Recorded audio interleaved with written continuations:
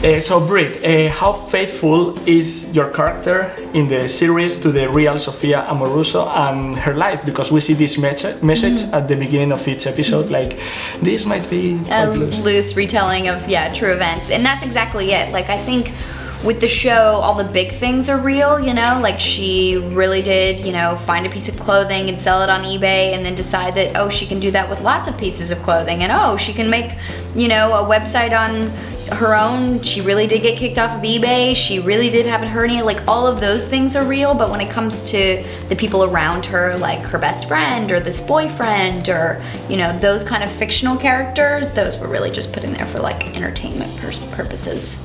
Have you met her, and what's her opinion about your version of her? I have met her. I met her before we started shooting as well, and she's totally cool with it. I mean, if it were me in her position, I'd probably be a little more controlling, but she was so hands-off, and there was not a moment where she was like, no, I wouldn't do that. I think the only thing she ever said that wasn't accurate was there was a moment where my character Sophia goes into a vintage store, and she just like yells at this woman. I mean, and not really for any other reason than just being like angry in that moment and taking it out on someone else.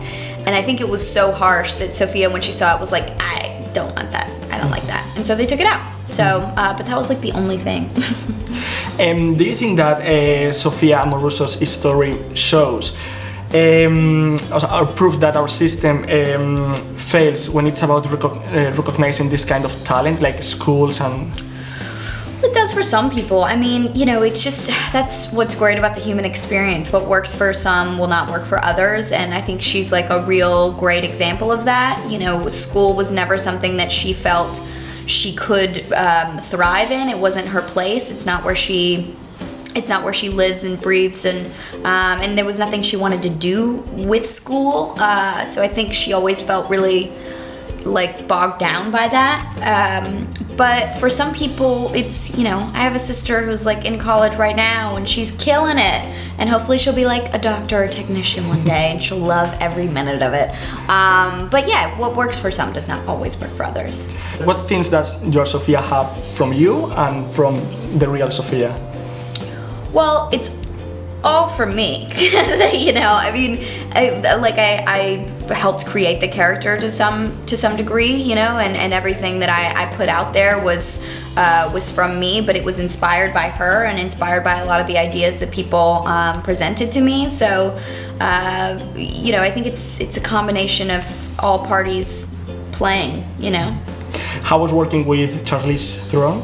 She's great. She's wonderful, and I mean, who better to get like acting tips from than like Charlize Theron, and she was so open and willing to help me out whenever I felt like, oh, I don't quite get this, or I don't know how I'm gonna do this, and she would always lend a helping hand, so I was very grateful. I have to ask also, how was working with RuPaul? RuPaul's awesome. RuPaul Yeah. is so sweet. I just love that man. I mean, I remember like, because we have very few scenes together, you know, they're sprinkled on like throughout the season, but whenever he would come to set, he would always like tell me these wonderful stories about his life and like his mom and this car that he's had for like 40 years, this Volvo, and like, you know, things that you would never think about, you know, his life outside of what we know as RuPaul, but he's just a really kind guy. Did he ever tell you sashay away?